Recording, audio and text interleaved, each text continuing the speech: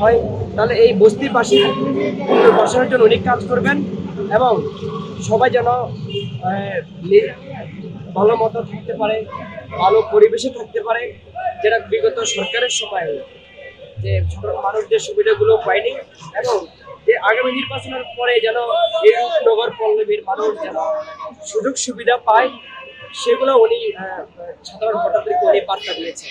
এবং আমরা আশা করব যে যারা আমিনুল হক শুধু ঢাকা শহর আমি বলবো না, এই রূপনগর রূপনগর না, বাংলাদেশের সবচেয়ে বেশি ভোটে বিপুল ভোটে এই আসনে উনি নির্বাচিত হবেন। এটা আমরা প্রত্যাশা করি, কারণ আমরা এই নির্বাচনের প্রচারণা শুরু থেকে আমরা ভোটারদের খুবই সাড়া পাচ্ছি।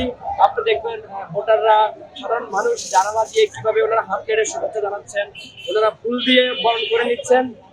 আমরা আশা করবো খুবই বাংলাদেশের সবচেয়ে এই আসলেই সবচেয়ে বেশি ভোটে এই বিজয় হবে।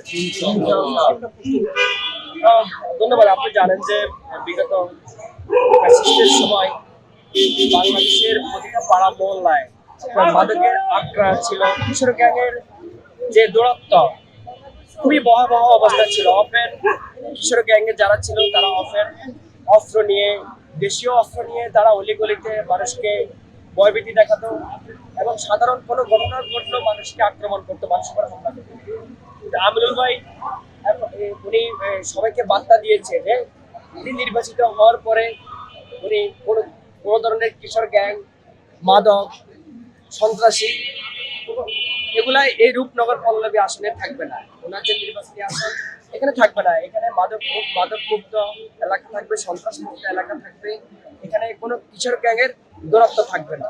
উনি সেগুলো উনি নিশ্চিত করবেন এবং আমরা আশা করি উনি এই নিশ্চিত করার মাধ্যমে এই রূপনগর পল্লবীকে উনি একটি মডেল উপহার দেবেন।